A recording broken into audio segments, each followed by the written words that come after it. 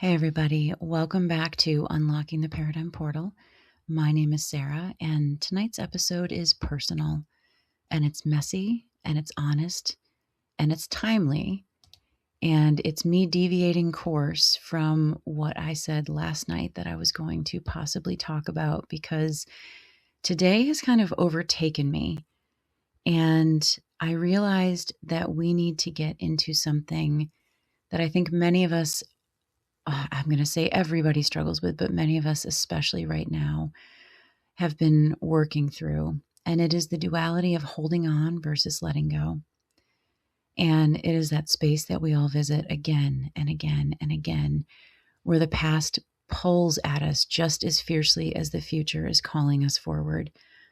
And especially right now, we are wrapping up the year of the snake in the Chinese zodiac. If you don't know what that is, Google it.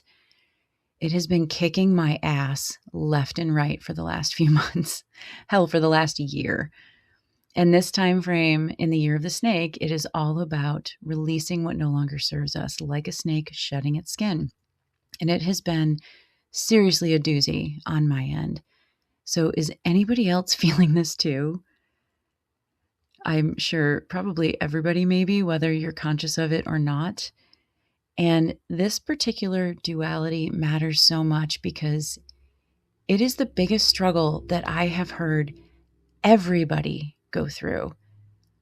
Because life is made of these thresholds. Like, imagine that you're standing at an open doorway and everything in you is pulling you to stay back where it's comfortable, where it's familiar. But you're being propelled forward because there are better things waiting for you. There's a comfort of what you know and the ache and possibility of what comes next. And letting go can feel like freedom, but other times it feels like losing a piece of yourself that you aren't quite ready to say goodbye to. And today in particular, this has been hitting me very, very hard.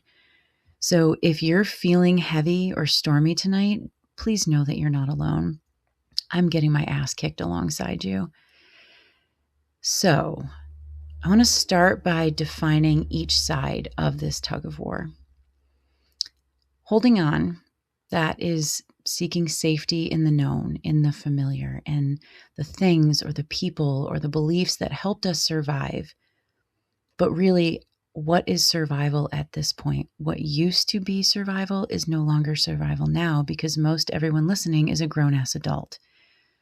So survival is a very different concept than when you were a child or a teenager. And that survival is the urge to grip on to what once mattered, even when it doesn't fit anymore. But letting go is the act of releasing. Sometimes gently, sometimes with this wild, desperate wrench away from what no longer serves you. It's this willingness to step into uncertainty, which is scary, and trusting that there's something new on the other side. And if you have trust issues, this is going to be particularly tricky for you. So how do these show up for you?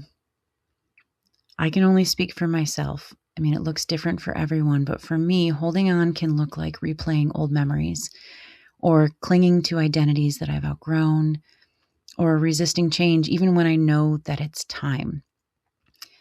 And it often shows up as this feeling of grief, like a heaviness and a quiet mourning, like MOURN. But it's also this strange feeling of release, as if like space is being made for something that I can't quite see yet. And I think the word I would use to describe it, when I've truly had to let go of very difficult situations or people or parts of myself, it feels untethered. It feels like what once held you firmly to the ground is not there anymore, and it's disorienting. And I get this image of like an astronaut who became untethered and is just free floating through space. And that is terrifying until suddenly you realize, holy shit, I am not tied down anymore. Reference back to last night with that feeling of being trapped. No longer trapped, no longer stuck. I am in charge of what I want and where I'm going. And I'll be honest, like today I felt pulled backwards and forward at the same time. And I hit such a point of not freeze, but like quiet stillness. And I literally sat and stared at a wall for like 5 minutes straight. It was a little bit crazy. And my neighbor had taken her garbage out, and I'm wondering if she saw me and thought I was looking a little bit nuts. Because memories started bubbling up.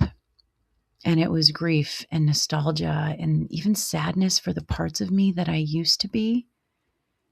So I spent a large part of the day lost in this storm, feeling like I was treading water, just trying to see the shore and getting little glimpses of it and then getting sucked back into the waves.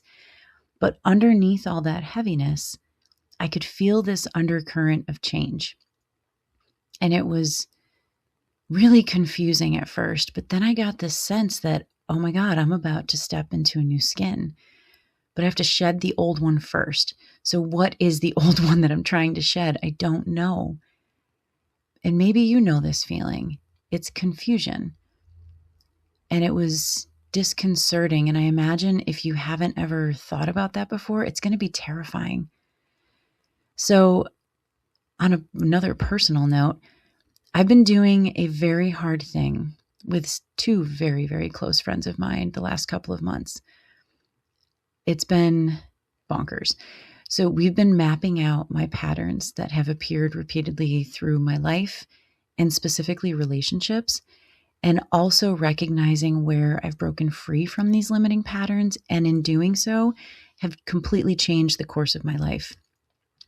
It has been intense. It has been brutal. It has been gut-wrenching. I'm not going to lie. At one point, the first night we did this, there was a lot of whiskey involved on my end just to kind of get through it. But it got the ball rolling and it started flowing, and it's become absolutely beautiful and transformative. And this might be a weird phrase, but I would say it's tragically empowering. Like the tears have flowed.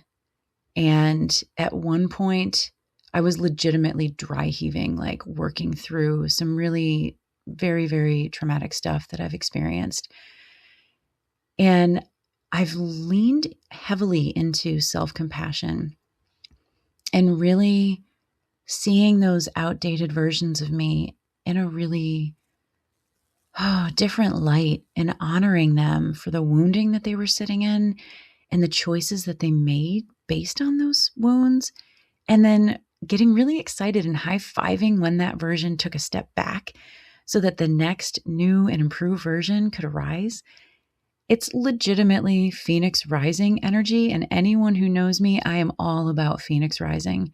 But man, what has been released quite literally feels like shedding layers of skin, sometimes smoothly, sometimes like it's getting ripped off. And it is the perfect end for this year of the snake. So maybe you're holding on to something.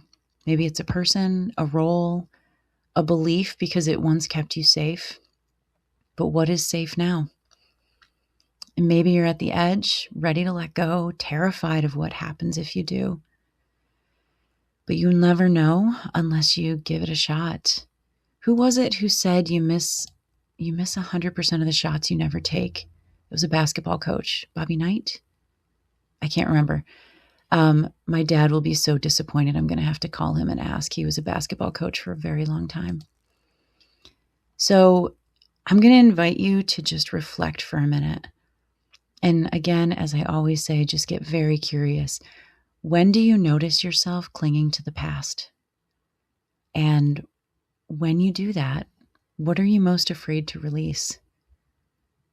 And if you're able to get through those two, keep pulling at the threads. Just pull at the threads and see what's underneath, because what would happen if you did release? So once you figure that out, now the next question is, why do we hold on? Well, it's actually pretty simple. We hold on because of wounds that we have, and fears and old patterns and this deep, deep internal wiring of our nervous system. And sometimes, a lot of times, we mistake familiarity for safety. And sometimes letting go feels like betraying a part of ourselves or dishonoring the love or the struggle that brought us here. It feels disloyal. It feels neglectful.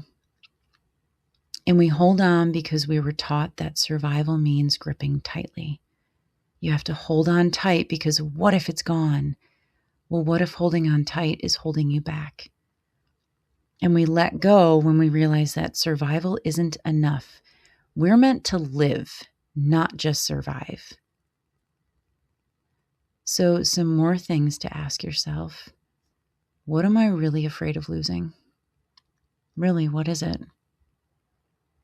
And whose voice am I listening to? The one urging me to stay or the one nudging me forward? And I think we all know time is passing. Like if you stop and think about it, if you stop and think about your age right now, I'm willing to bet everybody who does that goes, how the hell did I get here? How did this much time pass? Well, guess what? Time is passing whether you like it or not.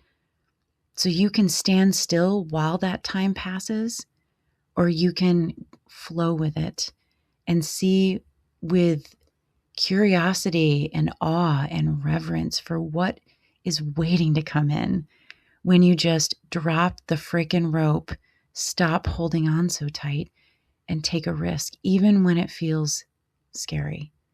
And obviously, cautionary thing, make sure that the risk you're taking is not actual danger. Please refer back to the video about fear versus danger.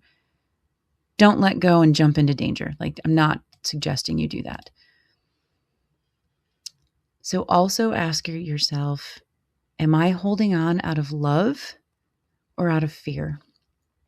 That's a big one. A lot of people mistake fear for love.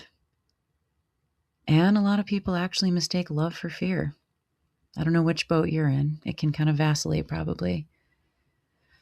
So how do we move toward letting go when it feels particularly impossible? And as with every kind of change, you start small. You let go of a single belief or a single expectation or a single should. I have a great friend, Joe. Props to you, Joe, for giving me this phrase. I used the word should one day when he came and helped me out with something. And he turned and looked at me and just stared at me for a second. And he goes, why do you keep shoulding on yourself? And I gotta say that froze me for a minute and I burst out laughing and I was like, that's awesome. So please, everyone, stop shoulding on yourself. So eliminate one should and practice gratitude for what you're releasing. Think Marie Kondo, name the gifts, the lessons, the protection it offered. Thank you for your service. You no longer spark joy. I release you back to the wild. And breathe, breathe, breathe, breathe. Just take a deep breath, let out a sigh. Sighs are all about release. Letting go often happens in the body before your mind catches up. You can also, fun thing, create a ritual. Write it down, burn it, bury it, release it under the full moon. I do this with my coaching clients. I request if they are interested on a full moon, which by the way, we have one coming Sunday night. It's a big deal, especially if you are, it's a Leo full moon. And I know Leos particularly are impacted, but I can't remember the other ones that are. That's another Googleable thing. But I have suggested to my coaching clients to write letters to their younger selves and tell them all the things that they wish that they'd heard and they wish that they had known about themselves. And then what I do whenever I do this, which I do it probably once a year, I write the letter and then I say to that younger version of me, you have got to be exhausted from keeping me safe for so long. You have done an incredible job of protecting me through throwing up walls and blocks and trying to keep people out because that's what kept you safe. And I'm the adult now. So you can rest and I'm going to take over. And then I write this letter. I read it out loud to myself. I cry a whole bunch and then I burn it. And I've had clients do it and they send me pictures and it makes me so proud. And it's just an amazing gratitude and ritual process. So you can also talk it out with someone you trust. If you don't have anybody you trust, send me an email. Talk it out with me. We got this. But most importantly, give yourself permission to grieve, because letting go is a process. It's not a moment. And keep in mind, there is value in both sides. Sometimes holding on is what will keep us anchored during that storm. And I hadn't thought about that fully until I just said that. But I went today, as I was processing through the storm, I was journaling and I was pondering and mapping things out and seeing things and having epiphany moments. But I also noticed that at the same time, I was holding like my daughter's stuffed animal that she never uses anymore, but it was grounding me back to holding on to when she was little. And it was, I don't know, there was something beautiful about that, actually, now that I think about it. And other times, letting go is what allows us to find the shore. And there's no shame, by the way, in needing both at different times. I mean, hell, I just told you I was holding a little pink elephant while I was crying and journaling. So, hey, there's no shame here. But the power comes in noticing where you are and choosing consciously.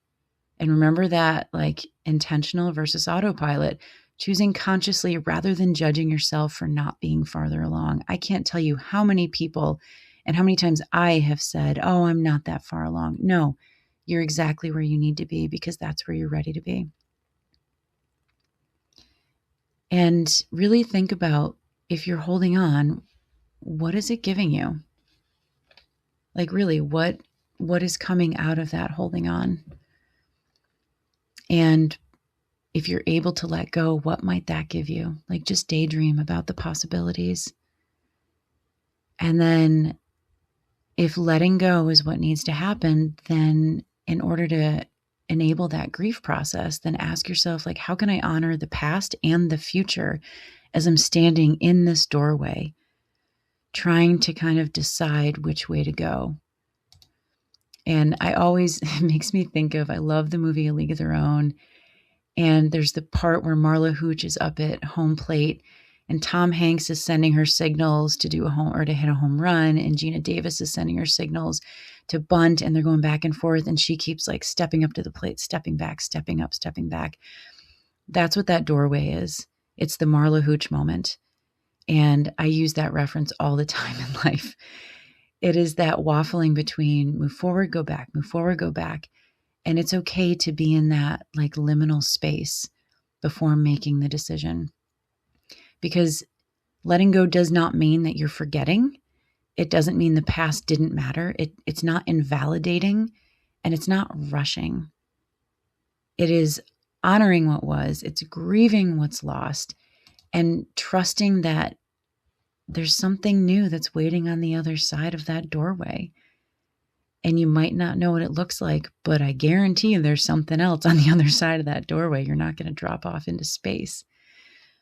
So if you're in the storm tonight with me, know that the shore is still there, even if you can't see it.